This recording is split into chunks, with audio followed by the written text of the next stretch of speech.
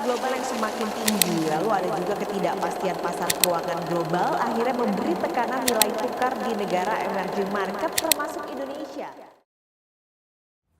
Om Swastiastu. Perkenalkan, nama saya Niti Tuginanti Arikirna Putri dengan NIM 2317015188. Saya merupakan mahasiswa aktif semester 4 dari Fakultas Ekonomi, jurusan Ekonomi dan Akuntansi, Prodi S1 Akuntansi dari kelas 4G. Terima kasih Ibu atas kesempatan yang telah diberikan. Pada kesempatan kali ini, saya akan memaparkan hasil analisis artikel ilmiah yang bertujuan untuk memenuhi tugas ujian akhir semester. Nah, semoga video ini dapat memberikan pemahaman khususnya pada topik yang akan saya bahas, yaitu topik dalam aspek berkaitan juga dengan aspek ekonomi makro dan juga kinerja sektor perbankan. Video ini bertujuan untuk menjelaskan mengenai topik pengaruh inflasi dan nilai tukar terhadap kinerja keuangan perusahaan perbankan. Inflasi dan nilai tukar ini merupakan indikator makroekonomi yang mempengaruhi return on asset atau ROA melalui perubahan biaya operasional dan juga nilai aset. Selain itu, video ini juga menganalisis artikel ilmiah untuk mengkaji secara empiris bagaimana kedua variabel ini dapat berdampak terhadap kinerja keuangan perusahaan perbankan. Tapi yang akan saya bahas kali ini mengenai pengaruh inflasi dan nilai tukar terhadap kinerja keuangan perusahaan perbankan. Tentu saja topik ini sangat relevan bagi perekonomian Indonesia yang dinamis, di mana sektor perbankan ini menjadi tulang punggung dalam stabilitas sistem keuangan nasional. Secara umum, inflasi ini dapat mempengaruhi daya beli masyarakat dan juga biaya operasional. Sementara itu, nilai tukar biaya fluktuatif ini dapat berpengaruh langsung pada perusahaan yang memiliki eksposur internasional, seperti sektor perbankan yang terlibat dalam transaksi valuta asing.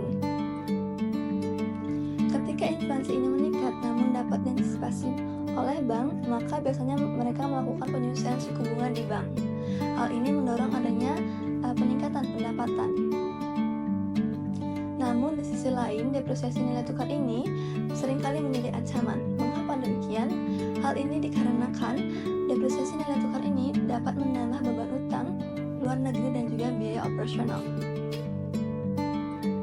Salah satu isu menarik dalam topik yang akan saya bahas kali ini yaitu mengenai bagaimana sektor perbankan ini dapat menyeimbangkan antara resiko inflasi dan resiko nilai tukar secara strategis untuk dapat menjaga profitabilitas dan juga efisiensi operasional perusahaan.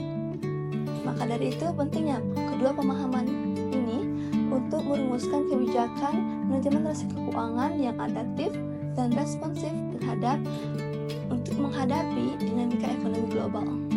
Artikel yang akan saya review berjudul Pengaruh Inflasi dan Nilai Tukar terhadap Kinerja Keuangan Perusahaan Perbankan yang terdaftar di Bursa Efek Indonesia, yang ditulis oleh Amin dan diterbitkan oleh Jurnal Akuntansi Neraca Volume 2 Nomor 1 Tahun 2024. Apa saja teori yang digunakan dalam penelitian ini?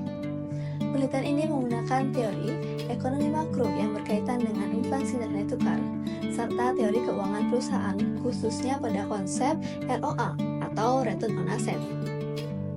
Salah satu teorinya menurut Tandelin pada tahun 2013 menjelaskan bahwa inflasi ini dapat diantisipasi dengan baik karena adanya penyesuaian suku bunga pinjaman. Hal ini dapat mendorong adanya peningkatan pendapatan.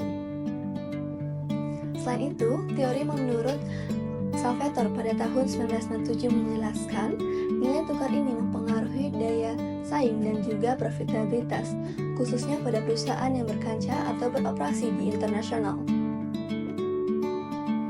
Kedua teori ini menjadi analisis dasar untuk memahami pengaruh variabel makroekonomi terhadap kinerja keuangan perusahaan perbankan.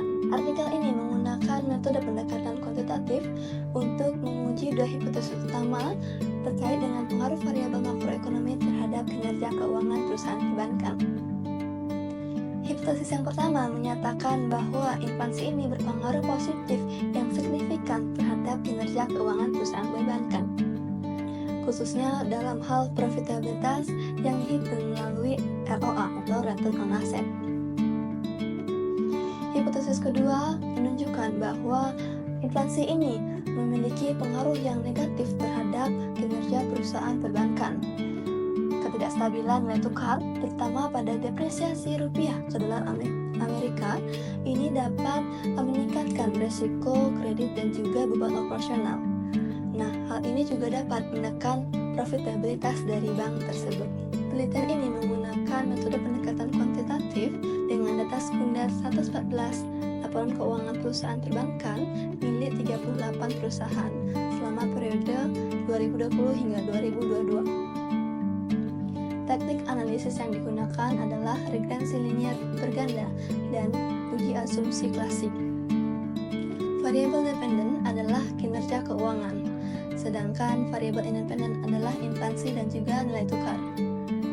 Data inflasi ini diperoleh melalui publikasi Bank Indonesia, sedangkan nilai tukar ini dihitung menggunakan dengan kurs tengah. Hasil penelitian menunjukkan bahwa inflasi ini dapat berpengaruh positif terhadap kinerja keuangan perusahaan perbankan dalam hal peningkatan ROA atau return on asset. Temuan ini mengidentifikasikan bahwa inflasi yang dapat diantisipasi dengan baik memungkinkan bank tersebut dapat mengelola atau melakukan penyesuaian terhadap suku bunga kredit, sehingga hal ini dapat meningkatkan pendapatan yang lebih cepat daripada biaya operasional. Sebaliknya, nilai tukar ini berpengaruh negatif terhadap kinerja keuangan perusahaan perbankan. Nah, yang menunjukkan bahwa depresiasi nilai tukar ini dapat meningkatkan biaya impor dan juga kewajiban dalam valuta asing. Hal ini dapat menekan profitabilitas dari perbankan tersebut. Mode regrensi yang digunakan dalam penelitian ini adalah dengan koefisien determinasi adalah. Nah, hal ini menunjukkan bahwa inflasi dan nilai tukar ini hanya mampu menjelaskan 23% terhadap kinerja keuangan, sedangkan 77% ini dipengaruhi oleh faktor lain seperti suku bunga, rasio kredit, dan juga efisiensi operasional, di mana hal ini belum dimasukkan dalam model. Penelitian ini menyimpulkan bahwa inflasi yang dapat dikelola dengan baik dapat meningkatkan kinerja keuangan, sementara depresiasi nilai tukar ini dapat merugikan atau dapat menurunkan profitabilitas. Maka dari itu, bank perlu menguatkan manajemen risiko makroekonomi, terutama pada fluktuasi nilai tukar. Namun, di sisi lain, peran Bank Indonesia sebagai regulator untuk menjaga stabilitas inflasi dan juga nilai tukar untuk mendukung keberlanjutan dari sistem keuangan nasional. Dalam artikel yang saya review ini tentu saja memiliki kekurangan dan juga kelebihannya masing-masing. Nah, maka dari itu, artikel ini unggul dalam kejelasan metodologi dan juga penggunaan regrensi linier berganda yang diperkuat oleh uji asumsi klasik. Adapun data yang digunakan dalam penelitian ini mencakup 114 laporan keuangan milik 38 perusahaan perbankan selama periode 2020 hingga 2022. Sehingga hal ini cukup menggambarkan kondisi dari perbankan secara aktual. Selain itu, penulis juga berhasil mengintegrasikan antara teori serta relevansi topik terhadap kondisi ekonomi, yang mana menjadikan artikel ini bernilai praktik dan juga akademis. Selanjutnya, saya akan membahas mengenai kekurangan dalam artikel yang akan saya review ini. Nah, jadi artikel ini memiliki keterbatasan utama terletak pada jumlah variabel independen yang digunakan. Hanya dua faktor eksternal, yaitu inflasi dan nilai tukar, yang dianalisis tanpa mempertimbangkan variabel internal seperti efisiensi operasional atau rasio dari kecukupan modal. Selain itu, nilai determinasi model ini hanya 23%, yang menunjukkan bahwa sebagian besar variasi ROA atau return on asset ini belum dijelaskan secara menyeluruh. Secara keseluruhan, topik mengenai pengaruh inflasi dan nilai tukar terhadap kinerja keuangan di perbankan ini sangat penting untuk dianalisis, terutama di tengah ketidakpastian ekonomi global. Artikel yang saya review ini memberikan kontribusi ilmiah yang kuat dalam memahami bagaimana dua faktor makroekonomi ini mempengaruhi return on asset atau ROA sebagai indikator profitabilitas bank. Artikel ini menunjukkan bahwa perbankan memiliki kapasitas adaptif terhadap inflasi, namun tetap rentan terhadap tekanan nilai tukar.